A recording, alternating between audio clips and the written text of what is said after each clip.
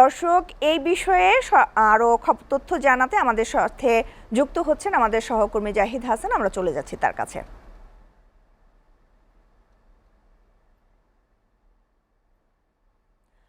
জাহিদ, ৪ দফা দাবি বাস্তবায়নে ঠিক কি কি আশ্বাস দিয়েছেন কর্তৃপক্ষ? আপনার কাছে কি কি তথ্য আছে এই ব্যাপারে? শ্যামলী,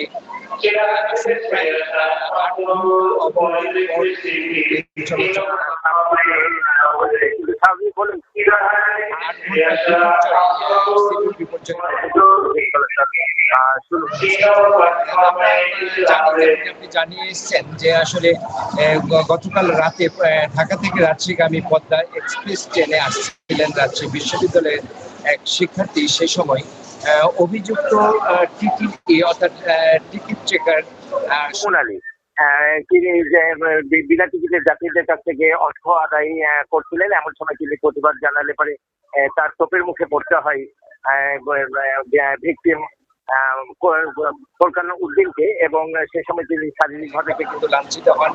এরপর থেকে কিন্তু আজকে বিশ্ববিদ্যালয় ক্যাম্পাসের পাশে যে বিশ্ববিদ্যালয়ের রেল স্টেশন রয়েছে সেখানে বিশ্ববিদ্যালয়ের শিক্ষার্থীরা রেলপথ অবরোধ করে রেল চলাচল বাধাগ্রস্ত করে। তারপর থেকে কিন্তু আসলে টানাপোড়েন শুরু হয় রেল কর্তৃপক্ষ এবং বিশ্ববিদ্যালয় প্রশাসন বিশ্ববিদ্যালয় শিক্ষার্থীদের নিয়ে। এক পর্যায়ে আমরা বিকেলে অর্থাৎ আমরা দুপুর 2:30টার দিকে আমরা লক্ষ্য করেছি যে বিভাগীয় কমিশনারের কার্যালয়ে রেলের জিএম এবং বিশ্ববিদ্যালয় প্রশাসন এবং শিক্ষার্থী প্রতিনিধিরা সেখানে সবাই বসেন এবং শিক্ষার্থীদের যে 4 দফা দাবি ছিল, এই 4 দফা দাবির মধ্যে কিন্তু ছিল অভিযুক্ত যে টিটিই তার বিরুদ্ধে প্রাতিষ্ঠানিক যে শাস্তির দিক, তার পাশাপাশি রেল কর্তৃপক্ষ বাদী হয়ে তার বিরুদ্ধে ফৌজদারি মামলা করবেন, যে অ্যাটেম্প টু মার্ডার এমনটা দাবি করেছিলেন, যেহেতু শারীরিকভাবে তার উপর হামলা চালানো হয়েছিল এবং ভিকটিম আহত হয়েছেন। ঠিক তার পাশাপাশি তাদের যে দাবিগুলির মধ্যে রয়েছিল সেটি হচ্ছে ভুক্তভোগীর যে ক্ষতিপূরণ, সে ক্ষতিপূরণ দাবি এবং রাজশাহী রেল স্টেশন, যেটা রাজশাহী বিশ্ববিদ্যালয়ের রেল স্টেশন, সেখানে যাত্রা বিরতির রাজশাহী ঢাকাগামী যে ট্রেনগুলি।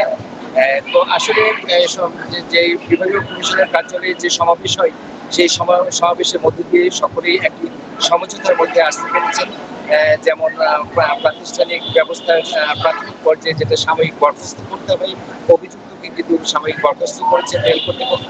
ঠিক তার পাশাপাশি ভিকটিমের যে ক্ষতিপূরণ দাবিগুলো সেগুলো কিন্তু মেনে নিলেও সেগুলো তারা প্রত্যাখ্যান করেছেন এবং 3টি ট্রেন সেখানে যাত্রা বিরতির প্রতিশ্রুতি দিলে পরে আসলে এই সংকটের যে অবসান হয়।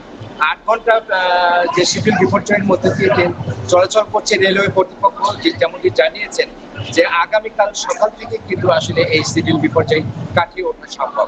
শ্যামলী, এই ছিল আমার কাছে সর্বশেষ। জাহিদ, আপনাকে ধন্যবাদ।